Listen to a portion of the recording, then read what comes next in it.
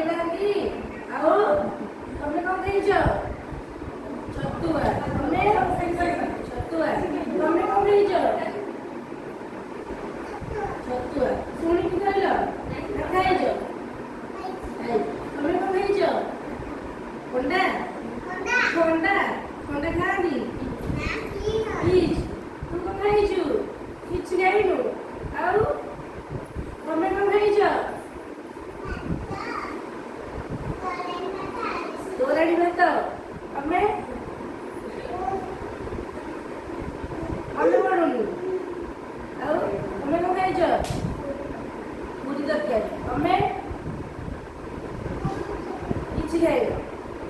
ପିଲାମାନେ ଏବେ ଆଜି ରଙ୍ଗ ସବୁ ଜାଣିବେ। ତମେ ସବୁ କେତେଟା ରଙ୍ଗ ଜାଣିଛ? କି ସବୁ ରଙ୍ଗ ଜାଣିଛ କହିଲେ? ରଙ୍ଗ ଅଛି ହାତ ଟେକ। କୋଉ ରଙ୍ଗ ଜାଣିଛ? ନେଳି। ତମେ କଣ ଜାଣିଛ?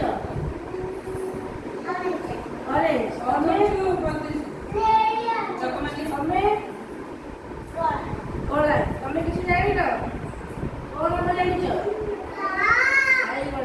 ଆମେ ଆଜି ପଢିବା କେତେଟା ରଙ୍ଗ। ଏଇଟା କୋଉ ରଙ୍ଗ କିଏ କହିପାରିବ? ଏଇଟା ହେଲା ସବୁଜ। କଣ?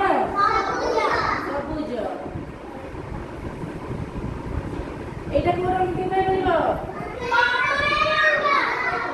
ଏଇଟା ହେଲା ମାଟିଆ। କଣ? ମାଟିଆ। ଏଇଟା କୋଉ ରଙ୍ଗ? ଏଇଟା କଳା। ଏଇଟା କୋଉ ରଙ୍ଗ? ଅରେଞ୍ଜ। ଏଇଟା କୋଉ ରଙ୍ଗ? ଲାଲ।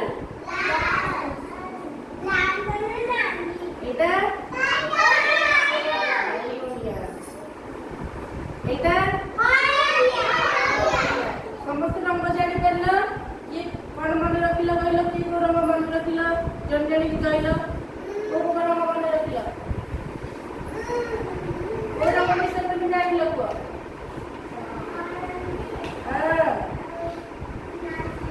ଆଉ ଆଉ କଣ? ଏଇଟା ଆଉ କଣ ରଙ୍ଗ? ଆଉ କିଛି ମନେ ନାହିଁ। ତମେ କଣ ମନେ ରଖିଲ? ଓଡ଼ିଆରେ କହିବା ଆମେ। କମଳା ରଙ୍ଗ। ଆଉ ତାପରେ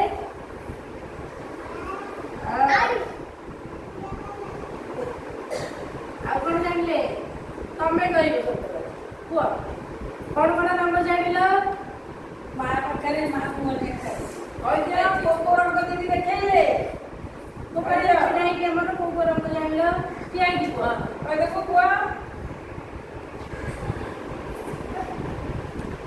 ଏପଟକୁ ଟିକେ